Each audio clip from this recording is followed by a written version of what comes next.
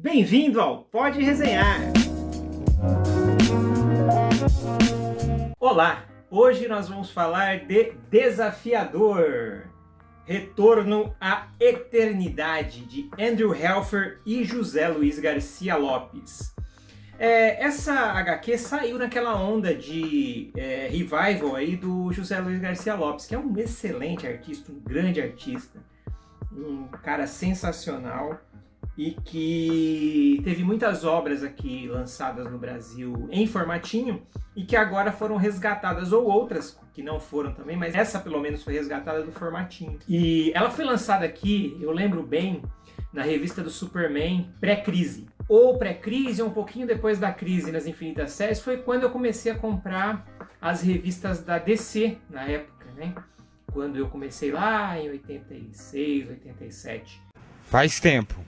Eu vi em formatinho na época, né, essa revista, e mesmo com a impressão da Abril, eu não lembro se tinha cortes, né, eu precisaria fazer a comparação aí das edições, né, eu não tenho mais, infelizmente, mas eu me impressionei com a arte do José Luiz Garcia Lopes, sempre achava que essa minissérie deveria ser relançada, e ela foi relançada, e foi legal que quando relançaram naquele formato maior, né, é um formato magazine, e destaca bem a arte do José Luiz Garcia Lopes. Sobre o roteiro, o desafiador era um cara que era o Boston Brand, que era um trapezista, e ele sofreu um atentado, e ao morrer ele foi convocado por uma entidade chamada Ramakrishna, que tem esse viés aí oriental, meio indiano, né?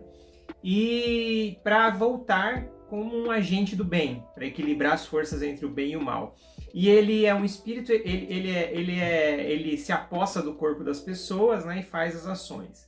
Então, e aqui, no começo vai ficar meio confuso, porque ele estava fazendo um crossover com o Batman na época. E aí a continuação direta. Então até na HQ tem uma contextualização ali, porque se alguém começasse a ler sem a contextualização ia ficar meio... Mas por que o Batman tá aqui? Não sei o quê. Então tem uma contextualização. E ele está em Nanda Parbat. Nanda Parbat é um lugar místico, onde tem lá a Ramakrishna, com as almas que ela salvou, digamos assim. E só que o Boston Brand, enquanto ele está em Nanda Parbat, ele tá normal, ele tá sólido, né, com carne, osso e tudo mais. Mas saindo dali ele vira de novo desafiador, ele só tá vivo, digamos assim, lá. E aí, por um motivo, ele resolve então ter mais alguns... Ele quer experimentar mais alguns dias de vida, e aí ele combina com o irmão, convence o irmão, na verdade, a ceder o corpo para ele passar esse tempo durante os humanos, para fazer tipo uma despedida, né? Só que acontece uma outra tragédia aí, e que é o fio condutor da história. A história, ela não é lá essas coisas, né? Uma aventurona assim. Tem um vilão aqui que é o Sensei, né? Que é um cara também que tem uma história lá com a Ramakrishna. Então a história é uma história comum, assim. Ela não é boa nem ruim. Uma história, qualquer nota, assim, que você não daria muita atenção. Exceto que é desenhada pelo José Luiz Garcia Lopes, esse artista fenomenal. Vixe, só de ouvir falar, dá até um arrepio, cê é louco. Eu vou mostrar duas páginas aqui, olha essa daqui, ó. Aqui em cima, o desafiador está fazendo umas acrobacias, aqui embaixo também. Então aqui ele erra e aqui ele acerta. E olha como é que ele faz isso na página, né? Tem algumas soluções de página, né? Muito boas, igual essa dupla aqui, ó. Isso é só um exemplo, tá, gente? Porque tem outras soluções de página aqui muito boas do Garcia Lopes. O cara é realmente muito bom. Ao contrário da colorização do Cinderyash, que eu não gostei muito, aqui é a colorização do Tom Ziuko. Eu gostei bastante. Dá uma olhada nessa página aqui, ó. Coisa linda. Tem várias páginas. Quando ele mostra Nanda Parbat aqui pela primeira vez, é uma splash page muito sensacional. Olha só.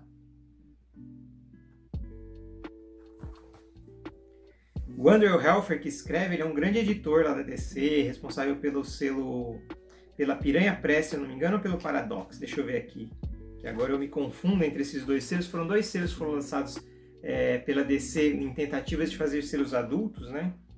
Paradox Press. Ele foi responsável pela Paradox. Tinha um outro selo também, que era o Piranha Press também, que foi tudo final da década de 80, início da década de 90, quando a DC estava fazendo aquelas tentativas de selos adultos antes do selo Vertigo, né? Bom, aí tem a arte aqui do Garcia Lopes, né? Deixa eu ver, porque o pessoal pede para eu mostrar as artes aqui, mais os desenhos, né?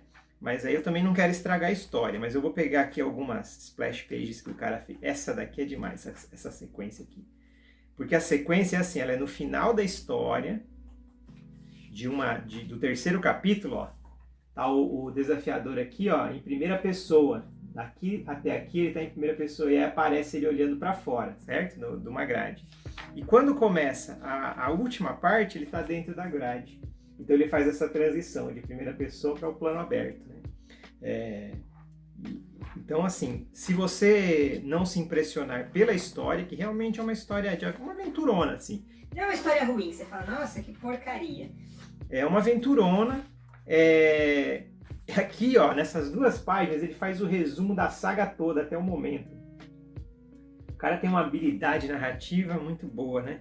Obviamente que tem o roteirista envolvido nisso tudo, né? As capas são sensacionais, né? E aqui tem as capas originais, é legal, né? A DC queria fazer talvez uma série com o Desafiador, né? Mas aparentemente não rolou. Porque aqui tem uns ganchos para continuar, né? No final tem, aliás, um gancho só para continuação das aventuras do Desafiador. Mas se você... eu não recomendo pela história, porque a história é uma história qualquer nota, você vai ler e provavelmente daqui uma semana você vai esquecer.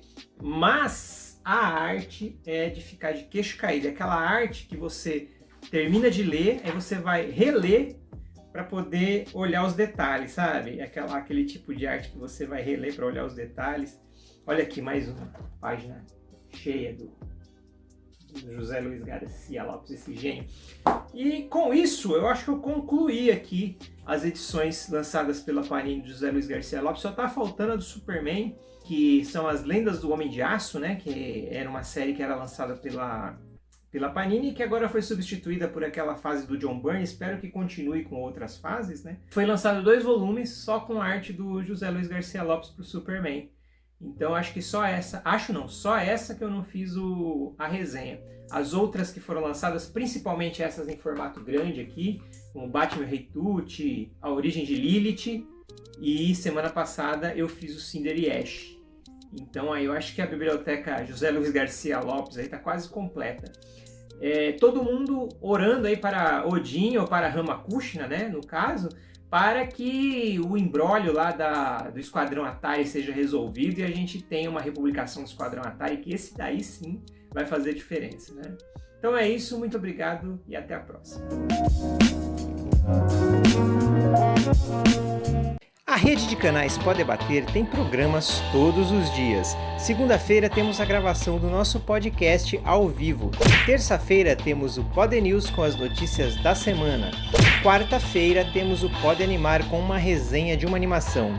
Na quinta-feira é dia de entrevistar algum artista conhecido do meio dos quadrinhos.